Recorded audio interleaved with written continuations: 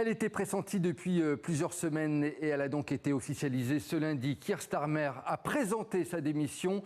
Le Royaume-Uni s'apprête donc à connaître un 7e Premier ministre en l'espace de 10 ans seulement. Le récit de Pascal Achard. La porte se ferme au 10 Downing Street pour Keir Starmer et son émotion est palpable. Remonter cette rue il y a 2 ans a été la plus grande fierté de ma vie. Un nouveau gouvernement travailliste, le premier en 14 ans. Une page de l'histoire de notre pays se tournait après des années de déception et de désespoir. Après des mois de pression, le Premier ministre travailliste jette l'éponge. Dans les rues de Londres, suite à cette annonce, les réactions sont mitigées.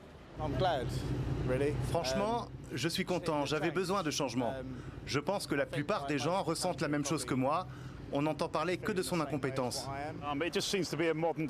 Il semble que ce soit un phénomène très actuel ici. Les premiers ministres britanniques ne restent pas longtemps en fonction. Je pense qu'il a fait de son mieux. Il est très sincère, très authentique, mais il a fini par perdre le soutien de ses députés. Inflation, stagnation de l'économie et montée de l'extrême droite ont ébréché ses soutiens. Keir Starmer, qui défend son bilan sur l'économie, l'accès à la santé ou le soutien à l'Ukraine, mais assume son impopularité au sein même de son parti.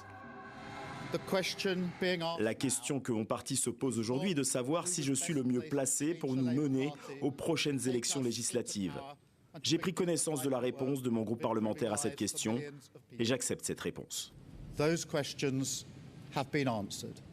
Plus de 100 députés travaillistes réclamaient son départ, soit environ un quart des députés du Labour.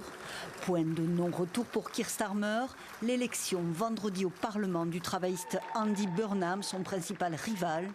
Le très populaire maire sortant de Manchester qui a aujourd'hui confirmé sa candidature pour lui succéder. Et Nigel Farage, le chef du parti anti-immigration Reform UK, en tête des sondages nationaux depuis des mois, a appelé dans la foulée à de nouvelles élections législatives. On va voir cela avec vous, Marie Billon. Bonsoir.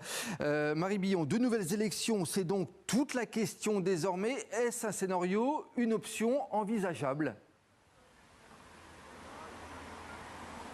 C'est l'option la moins envisagée pour l'instant parce que le Parti travailliste qui a été élu en juillet 2024 a toujours un mandat. Ici au Royaume-Uni, on élit un parti et non pas une personnalité pour aller à la tête du gouvernement. Donc il est tout à fait légal qu'une personne prenne la suite de Keir Starmer à Downing Street. On est donc actuellement en train de parler d'une élection interne au Parti travailliste et non pas à des élections nationales. Mais il faut effectivement un successeur à Keir Starmer. Et il y a effectivement un calendrier que le Premier ministre, en démissionnant, a commencé un petit peu à étayer, mais qui devrait être confirmé par le parti. En tout cas, pour l'instant, les nominations devraient s'ouvrir le 9 juillet prochain. Tout député qui a le soutien de 81 de ses collègues peut se présenter à cette élection interne. Pour l'instant, il n'y a qu'un seul candidat, c'est Andy Burnham. Alors s'il y a d'autres candidats, eh bien, il y aura une campagne pendant tout l'été et une élection qui devrait avoir lieu à la fin de l'été. Et donc une nouvelle personne à Downing Street fin août, début septembre. Si par contre il n'y a qu'un seul candidat, en l'occurrence Andy Burnham, eh bien Andy Burnham pourrait devenir Premier ministre dès la mi-juillet. La correspondance et les précisions de Marie Billon depuis Londres au Royaume-Uni. Merci beaucoup Marie.